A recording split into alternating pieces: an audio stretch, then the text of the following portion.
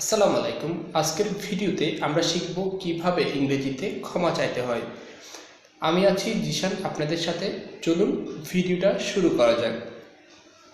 প্রথমে আমরা কমন কিছু সরি দেখব, যে সরিগুলো আমরা সচরাচর ব্যবহার করি, যেমন I am sorry, I am so sorry, I am very sorry, I am terribly sorry. এই ধরনের সরিগুলো আমরা বেশিরভাগ সিচুয়েশনে ব্যবহার করি, কারণ আমরা সরি অল্টারনেটিভ কোনো ফ্রেজ শিখিনি। আর শুধুমাত্র আমরা I am sorry, I am so sorry, I am very sorry, I am terribly sorry এইটাই সবসময় বলতে থাকি, বাট আমরা জানি না কোন সিচুয়েশনে আসলে কীভাবে সরি বলতে হয় আর কি। তো আজকের ভিডিওতে আমরা শিখবো এই শুধুমাত্র I am sorry, I am very sorry এটার পরিবর্তে আমরা আর কোনো ফ্রেজ কি ব্যবহার করতে পারি কিনা আমরা সেটা শেখার চেষ্টা করব। প্রথমে আমরা দেখি ফর্মাল সিচুয়েশনে কীভাবে সরি বলতে হয়। ফর্মাল সিচুয়েশন বলতে যখন আপনি অফিসে থাকবেন, বয়সে বড় কারোর সাথে থাকবেন, অপরিচিত কোনো মানুষকে সরি বলতে চাইবেন, তখন আমরা কীভাবে বলবো? আমরা বলবো আই বেগ ইউর পার্ডন। এটার মানে হচ্ছে আমি আপনার ক্ষমা প্রার্থনা করছি, অথবা পার্ডন অথবা পার্ডন মি। এই তিনটা ফ্রেজ থেকে যে কোনোটা ব্যবহার করবেন। মানে আই বেগ ইউর পার্ডন মানে আমি আপনার ক্ষমা প্রার্থনা করছি, পার্ডন ক্ষমা করবেন, পার্ডন মি আমাকে ক্ষমা করবেন। এই তিনটা থেকে আমরা যে কোনো একটা ফ্রেজ ব্যবহার করতে পারবো ফর্মাল সিচুয়েশনে। প্লিজ ফরগিভ মি, দয়া করে আমাকে ক্ষমা করুন, আপনি এই ফ্রেজটাও ব্যবহার করতে পারবেন যে প্লিজ ফরগিভ মি। অথবা আই ও ইউ অ্যান অপোলজি।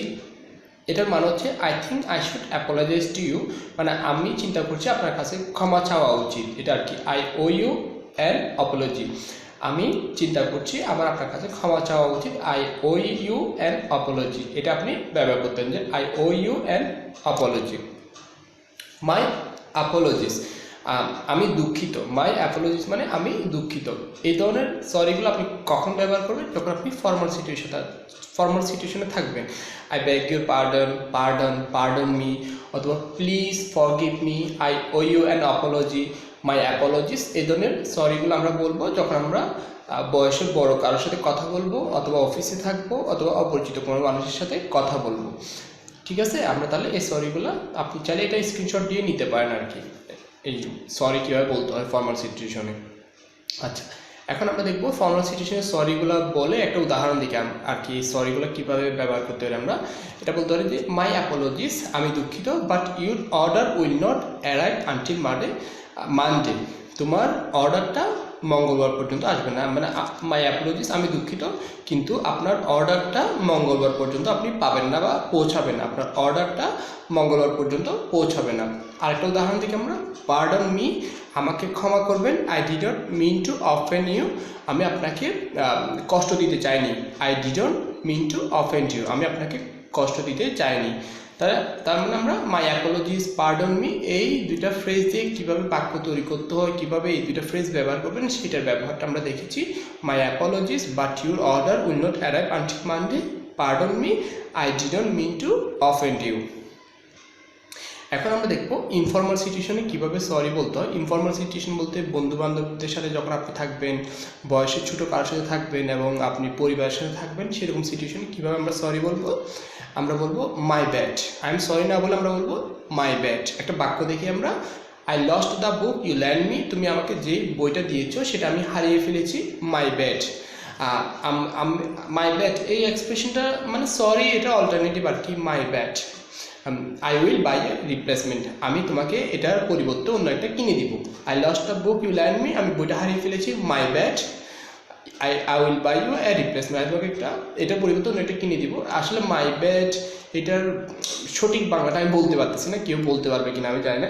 ইংরেজিতে এমন কিছু শব্দ আছে যেটা আসলে বাংলা ট্রান্সলেট করাটা কঠিন, কিন্তু এটা আমরা সরি না বলে মাই ব্যাড, এটা আপনি ইনফর্মাল সিচুয়েশনে বলতে পারেন যে my bad, I will buy you a replacement আর কি।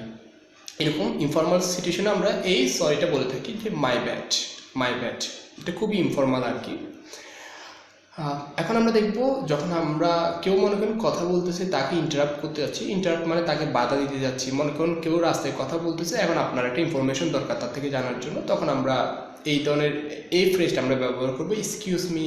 অথবা কেউ কথা বলতেছে, একটা কনভারসেশনের মধ্যে হঠাৎ করে আপনি কথা বলতে যাচ্ছেন, তখন আপনি এক্সকিউজ মি এই ফ্রেজটা ব্যবহার করতে পারেন। যেমন excuse me, where can I get the washroom please, আমাকে মাফ করবেন, আমি কোথায় রুমটা পেতে পারি, দয়া করে জানাবেন। এই ধরনের সিচুয়েশনে আমরা এক্সকিউজ মি ব্যবহার করব। মূলত এটা যখন কেউ কথা বলে তখন ওই কথার মাঝখানে যদি আপনি একটা কথা বলতে চান তখন আমরা এক্সকিউজ মি, মাফ করবেন আমাকে, এটা বলে আমরা কনভারসেশন শুরু করতে পারি। অথবা রাস্তায় মনে করেন আপনি চলছেন, এখন সামনের মানুষটা আপনার রুটটা ব্লক করে আছে, তখন আপনি যদি ইংরেজিতে ওইটা বলতে চান তখন আপনি বলতে পারেন যে এক্সকিউজ মি, এটা বলে আপনি আপনার পথটা ক্লিয়ার করে নিতে পারেন আর কি।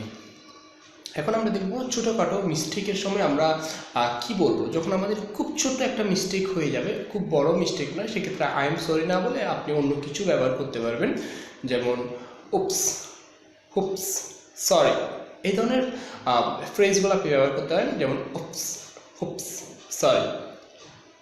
একটা উদাহরণ দেখি আমরা, oops I broke your coffee mug, oops আমি তোমার কফি মগটা ভেঙে ফেলেছি। আই এম সরি না বলে আপনি উপস সরি, জাস্ট ছোটোখাটো কোনো মিস্টেক যেটা আসলে কোনো ম্যাটার করে না, এক্ষেত্রে আপনার বড় আই এম সরি বলা দরকার নেই, জাস্ট ছোটোখাটো উপস আই এম সরি, এতটুকু বললেই হয়ে যায় আর কি। এখন আমরা দেখব সরির পরিবর্তে আমরা আর কি ফ্রেজ ব্যবহার করতে পারি। শুধুমাত্র আই এম সরি না বলে আপনি আরও ফ্রেজ ব্যবহার করতে পারেন। সেই ফ্রেজগুলো হচ্ছে that was wrong of me, এটা আমার দ্বারা ভুল হয়েছে, that was wrong of me, এটা বোঝায় আর কি। এর পরিবর্তে দ্যাটস মাই ফল্ট, এটা আমার দোষ ছিল, এটাও বলতে পারেন যে that was wrong of me অথবা দ্যাটস মাই ফল্ট। আপনারা তাহলে সরির পরিবর্তে কী ব্যবহার করবেন? আই এম সরির পরিবর্তে that was wrong of me অথবা দ্যাটস মাই ফল্ট। এখন আমরা দেখব কেউ যখন আমাদেরকে সরি বলবে তখন আমরা সেটা কিভাবে অ্যাকসেপ্ট করব, কিভাবে গ্রহণ করব, সেই ব্যাপারটা দেখব। প্রথমে আমরা দেখি ফর্মাল সিচুয়েশনে কিভাবে গ্রহণ করব। ফর্মাল সিচুয়েশন বলতে আমি আগেই বলেছি, যখন আপনি অপরিচিত কোনো মানুষের সাথে কথা বলবেন, never mind, it does not really matter, মানে এটা নিয়ে দুঃখ প্রকাশ করবেন না, এটা আসলে কোনো ব্যাপার না। নেভার মাইন্ড, আমি কিছু মনে করিনি, it does not really matter, এটা কোনো ব্যাপার না। অথবা আপনি বলতে পারেন প্লিজ ডোন্ট ব্লেম ইউরসেলফ, এটা নিয়ে তুমি দুঃখ প্রকাশ করো না বা নিজেকে তুমি দোষারোপ করো না, প্লিজ ডোন্ট ব্লেম ইউরসেলফ, দয়া করে এটা নিয়ে আপনি নিজেকে দোষারোপ করবেন না আর কি, নিজেকে দোষ দিবেন না। Please don't blame yourself, don't worry about it, এটা নিয়ে একদম দুশ্চিন্তা করবেন না, ডোন্ট ওরি অ্যাবাউট ইট। তার মানে আমরা দেখলাম ফর্মাল সিচুয়েশনে কীভাবে একটা সরি গ্রহণ করতে হয়। আপনি বলতে পারেন never mind, it does not really matter, please don't blame yourself, অথবা আপনি বলতে পারবেন ডোন্ট ওরি অ্যাবাউট ইট, এটা নিয়ে একদম টেনশন আপনি করবেন না। এখন আমরা দেখব ইনফর্মাল সিচুয়েশনে কীভাবে আপনি একটা সরি গ্রহণ করবেন, অ্যাকসেপ্ট করবেন। আপনি বলতে পারবেন যে ফরগেট ইট, এটা ভুলে যাও, নো প্রবলেম, এখান থেকে যে কোনো একটা ব্যবহার করতে পারবেন, যে ফরগেট ইট, এটা ভুলে যাও, অথবা নো প্রবলেম, মানে এটা কোনো সমস্যা না আর কি, ছোটোখাটো ব্যাপার, এটা আমি কিছু মনে করিনি। অথবা ইটস নট ইউর ফল্ট, এটা আসলে তোমার দোষ না, এটাও বলতে পারবেন আপনি, ইটস নট ইউর ফল্ট। আরেকটা ফ্রেজ আপনি ব্যবহার করতে পারবেন, সেটা হচ্ছে থিঙ্ক নাথিং অফ ইট, এটা নিয়ে একদম টেনশন করো না, থিঙ্ক নাথিং অফ ইট। তার মানে আমরা ইনফর্মাল সিচুয়েশনে এইভাবে আমরা একটা সরি গ্রহণ করতে পারি, forget it, no problem, it's not your fault, think nothing of it, এগুলো বলে আমরা একটা সরি গ্রহণ করব। যখন আমরা ইনফর্মাল সিচুয়েশনে বন্ধুবান্ধবদের সাথে থাকবো, পরিবারের সাথে থাকবো, তখন আমরা এইভাবে এই ফ্রেজগুলো বলে আমরা একটা সরি অ্যাকসেপ্ট করব।